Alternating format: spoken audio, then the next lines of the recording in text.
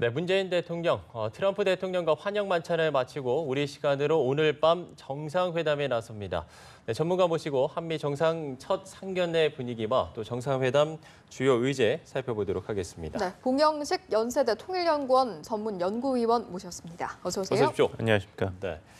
자, 문재인 대통령과 트럼프 대통령, 일단 우리 시간으로 오늘 오전에 있었던 환영 만찬 자리 이야기를 좀 해보도록 하죠.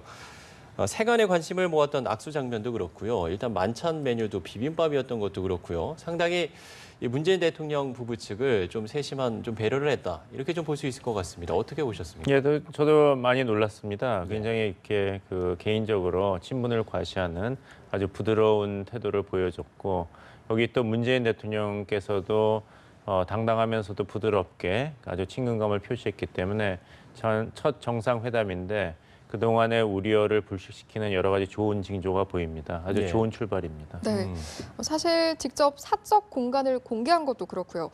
굉장히 파격 예우가 이어지고 있다라고도 볼 수 있을 것 같은데 좀 상당한 의미가 있지 않나 싶습니다. 그렇죠. 3층 트리티룸은 사실 링컨 대통령이 집무실로 사용했고 게티스버그 연설 초안도 작성했고 역대 대통령에게는 이게 개인적인 사적 공간으로 여겨지는 곳인데 즉석에서 한번 보지 않겠냐 한 것도 세심한 배려를 한 것으로 볼 수 있죠. 네. 지난번에 이제 노무현 대통령과 부시 대통령 회담에서도 이제 그때 노무현 대통령이 가장 존경하는 인물 중에 한 명으로 링컨 대통령을 언급했는데 이 백악관 측에서 그것을 이제 기억했다가 링컨 대통령 초상화라든지 링컨룸을 이제 노무현 대통령에게 소개한 사례가 있습니다.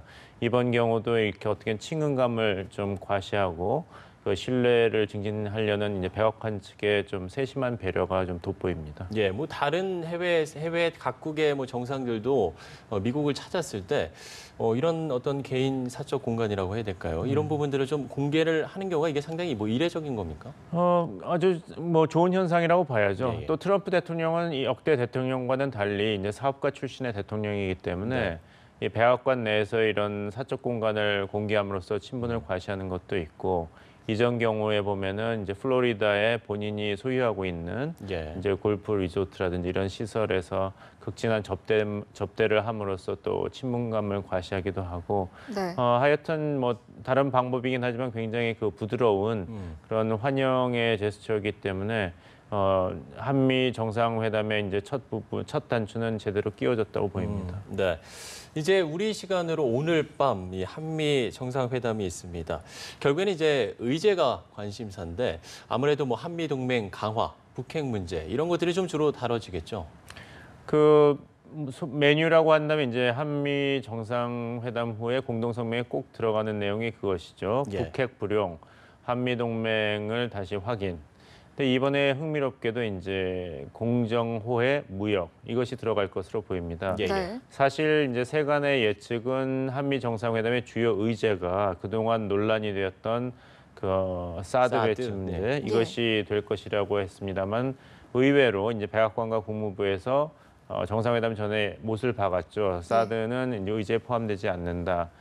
논의되더라도 한미 동맹 업그레이드 차원에서 논의될 것이다 이렇게 했는데 오히려 그 트럼프 대통령이 그 만찬에 대해서 트위터에 언급하면서 굉장히 훌륭한 만남이었다. 그리고 새로운 무역 협정에 대해서도 폭넓게 논의했다 이런 내용을 보냈지 않습니까?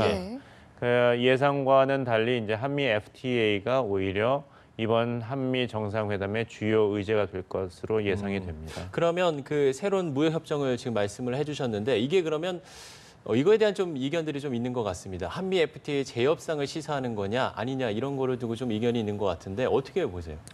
현재까지 청와대의 공식 입장은 쌍방간에 이제 약속한 것이 있기 때문에 자세한 내용을 다 밝힐 수는 없다고 되어 있습니다.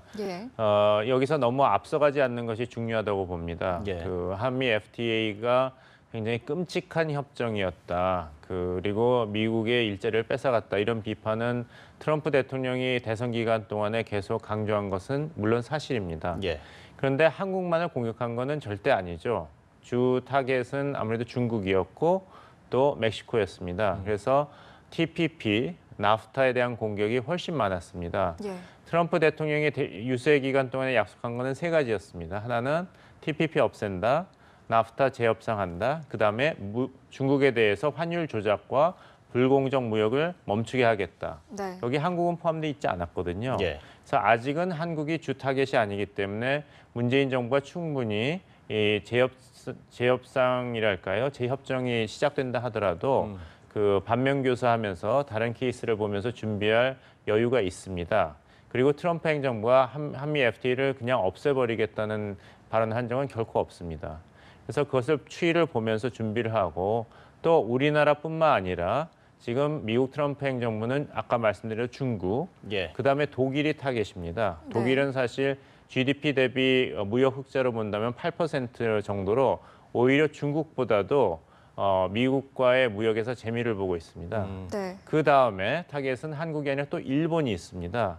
미국은 이제 일본과의 자유무역 협정을 어떻게 개정할 것인가, 재협상할 것인가를 지금 벌써 논의가 시작되고 있기 때문에 한국까지 이 물결이 오려면은 아직 시간이 있고 이런 면에서 문재인 정부는 아직 경제부총리라든지 산업통상부 장관 그 이번에 그 방미도 같이 그 참석을 하지 못했는데 예. 인선이 자리를 잡고 나면은 충분히 대비할 수 있을 것이라고 생각합니다. 네. 사실 이 밖에 좀 관심을 모았던 사안이 사실 사드인데 말씀하신 것처럼 이제 백악관에서는 주요 의제로 다루지 않겠다라는 입장을 명확하게 밝혔거든요. 좀 어떤 이유로 추측을 해볼 수 있을까요? 첫 번째 추측은 트럼프 행정부의 관심이 정치 안보가 아니라 경제다 이런 예. 것을 드러낸 것으로 추측할 수 있고 예. 한국 측 입장에서는 다행이죠. 논란이 되고 있는 주제가 가장 중요한 의제가 아니라는 점에서 두 번째는 그렇게 가장 중심되는 의제로 하지 않을 정도로 그동안 논란은 많았습니다만 예. 양국 간의 조율이 어느 정도 이루어져 있다. 이 정상회담에서 사실 사드 배치라는 것은 굉장히 기술적인 측면이거든요. 한미동맹에서. 이것이 한미 정상회담 전체를 아우르는 중심 의제로 하기에는 좀 부족하다. 그리고 벌써 의견 조율이 상당히 이루어졌다. 예. 이렇게 볼 수가 있겠습니다. 예. 문재인 대통령께서도 여러 경로로 누차 말씀하셨죠. 새 정부는 사드 배치에 대해서 입장 변화를 추구하지 않는다. 단지 절차적인 문제점이 있기 때문에 국내 정치 맥락에서 민주주의 국가로서 국민적 공감대를 얻는 작업이 필요하다. 여기에 대한 미국 측의 이해를 벌써 구하셨죠. 네. 예, 알겠습니다. 이제 오늘 저녁이면 이제 한미 정상회담이 열릴 텐데 양국 간 합의사항을 담은 공동 성명을 발표하게 되지 않겠습니까? 좀 여기에 들어갈 공동 성명의 키워드 좀 저희가 어떻게 추측을 해볼 수 있을까요? 이제까지 한미 정상회담 그 공동 선언문을 보면은 아까 말씀드린 두 가지는 꼭 들어갈 겁니다. 한미 동맹 예. 확인하고 이제 북핵 불용 원칙 확인하고 아까 말씀드린 이번엔 경제에 대한 언급이 들어가겠죠. 예. 호혜적이고 공정한 한미 간의 무역, 투자 그런 관계를 증진한다 이런 것이 들어갈 것 같고 흥미롭게도 이제 정상회담 끝나고 이제 공동선언을 발표하겠지만 네. 기자회견이라든지 질문을 받는 시간은 없는 것으로 알고 있습니다. 그렇기 때문에 나중에 이제부터는 이제 공이 실무진에게 넘어가는 것이죠. 예. 이 트럼프 행정부에서도 이제 아시아 담당, 한국 담당 실무진이 아직 구축이 되지 않았기 때문에 예, 예. 주한 미국 대사도 아직 공식적으로 임명돼서 한국에 도착하지도 않았고 한국 측에서도 이제 외교부라든지 산업통상부에서 준비가 필요하기 때문에 정상회담 차원에서는 이제 큰 틀을 확인하는 것으로 그치고 그 다음에 세부 사항이라든지 협상 같은 것은 이제 실무진으로 넘어가겠죠. 예. 지금까지 분위기는 일단 좀 좋은 것 같습니다. 예, 환영 그렇습니다. 만찬 때도 상당히 예. 그런 것 같고요. 문 대통령께서도 정상회담도 이제 파한대소하는 사진이 있었죠. 예. 정상회담도 이런 좀 화기애애한 분위기가 이어질까요? 어떻게? 그러길 희망합니다. 네. 그리고 첫 출발이 좋으니까 희망적으로 볼 수 있고 우려했던 것보다는 정상회담의 초점은 아무래도 세부적인 어떤 합의를 도출한다기보다는 예. 큰 원칙, 그다음에 상대방을 지도자로서 신뢰할 수 있는가. 앞으로 3년만 동안 상대해야 될 지도자인데 기본적인 신뢰를 할 수 있는가 이것인데 시작은 아주 희망적이고 긍정적이라고 보입니다. 네. 아무래도 이번 한미 정상회담의 결과가 한중 관계도 영향을 줄 것이다. 이런 예측이 많거든요. 좀 어떻게 해야 한미 동맹을 강조하면서 또 중국과의 관계도 좀 우호적으로 끌어갈 수 있을까요? 굉장히 어려운 문제죠. 예. 단기적으로는 이런 한미 공조를 확인하는 어떤 결과가 중국 측으로서는 좀 반갑지는 않을 것입니다. 예. 그렇지만 장기적으로 본다면 결국에는 한국이 중국에 대해서 가질 수 있는 가장 효과적인 레버리지는 한미 동맹입니다. 그것을 또 확대한다면 한국, 미국, 일본 간의 3자 안보 공조가 되겠죠.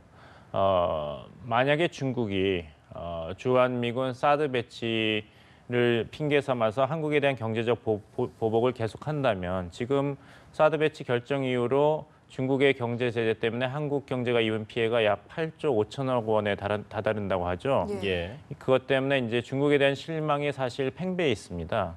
그래서 중국이 사드 배치를 핑계 삼아서 한국에 대한 이런 압박을 계속한다면 결국엔 한국으로 하여금 점점 더 중국에서 멀어지고 한미일 3자 안보 동맹, 그 중국이 싫어하는 한미일 3자 안보 동맹에 더 적극적으로 참여할 수밖에 없거든요. 예. 결국의 선택은 중국의 손에 달려 있습니다. 단기적으로는 중국의 어떤 의사 표현을 강하게 한국에 할 수 있지만 장기적으로 봐서는 과연 그 결과가 중국의 이익에 부합되는 것으로 나타날 것인가, 아니면 중국이 두려워하는 중국 포위 현상을 더 악화시킬 것인가. 이것은 중국 지도부가 앞으로 9월에 양회를 앞두고 있는데 이 한반도 정세를 분석하면서 내려야 될 중요한 결정이라고 보입니다. 예. 일단 오늘 밤 한미 정상회담, 어떤 이야기들이 오갈지 지켜봐야 할 것 같습니다. 네, 봉영식 연세대 통일연구원 전문연구위원과 이야기 나눠봤습니다. 오늘 말씀 고맙습니다. 고맙습니다. 감사합니다.